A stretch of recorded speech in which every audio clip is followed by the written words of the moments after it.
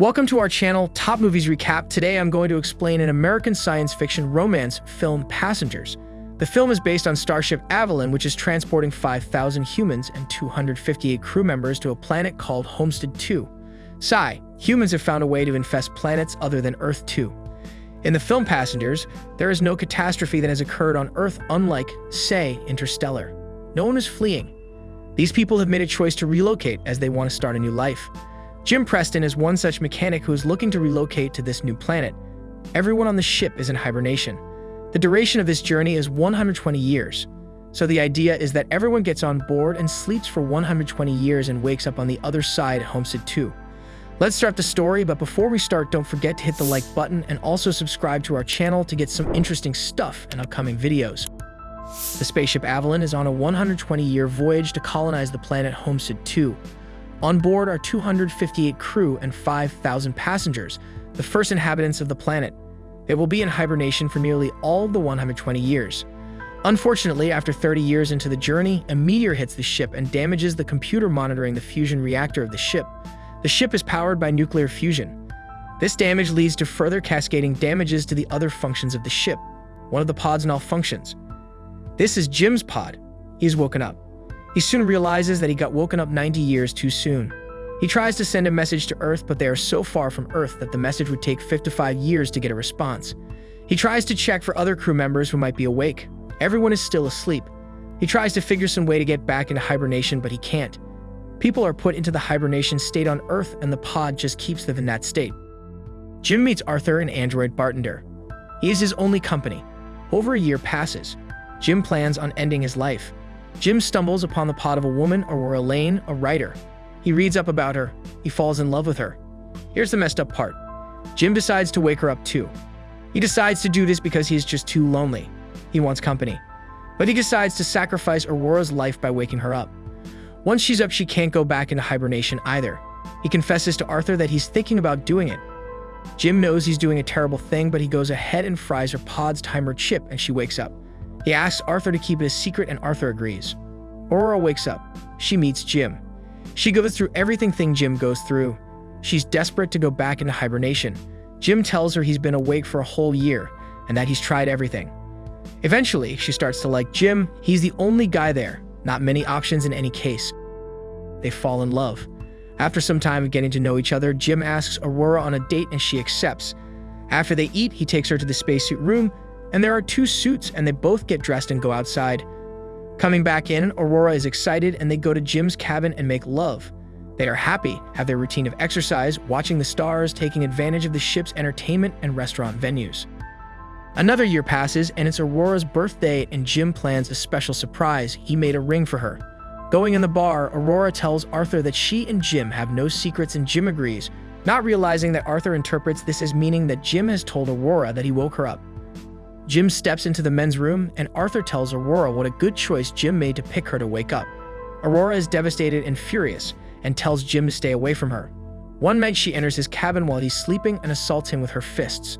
While she's running, Jim uses his ship's intercom to try and explain himself, but Aurora screams that Jim took her life. Aurora gets super pissed. She stops talking to Jim. It's now 2 years since the meteor collision. One day, Gus, Lawrence Fishburne, wakes up and appears on the concourse. He's a deck crew chief and has woken up early. Hibernation pods have never failed before, and he explains that something major is wrong. His wristband gets them into the command center, where they find that the ship's automatic diagnostics have failed and they need to check every deck manually. While Gus runs tests before this can be done, there is a major gravity failure and Aurora almost drowns while in the swimming pool. The gravity gets auto-restored. Gus's pod has been malfunctioning and has caused his health to deteriorate quite badly. He hands over his access key to Jim and Aurora and tells them to save the ship. He dies. Short cameo from Morpheus there. Jim and Aurora locate the reactor room and find that the fusion reactor is highly unstable. The meteor has created a series of holes which has caused this. They replace the module of the computer that is monitoring the reactor. They need to vent the flames now. The exit hatch is stuck and the flames can't be vented. Jim decides to go out to the vent hatch and open it manually while Aurora stays to vent the flames. She sees Jim leave and is terrified by the thought that if he dies, then she will be all alone in the ship. This is a sudden turn of emotions here. Up until this point, she loathes him and holds him responsible for murdering her. Well, technically murdering. This change in her feeling towards Jim could have been shown over a series of events rather than just one. Jim leaves to the hatch. He manually opens it, but he needs to stay there to keep the hatch open. He uses a door as a shield and asks Aurora to vent the flames. She doesn't want to because she might kill Jim in the process, but given the lives of 5,000 plus people at stake, she must. So she does. Jim survives the flames, but his tether snaps. His suit has a hole in it. He's losing temperature and oxygen. Aurora exits the ship to rescue him. Jim goes into cardiac arrest. She uses the autodock and resuscitates Jim. He comes back to life. Jim tells Aurora that he's figured that the autodock can put her back into hibernation. He offers her life back. Given there's only one autodock, only one of them can go back into hibernation. Normally, one would imagine Aurora going back into hibernation because she hates Jim for what he's done.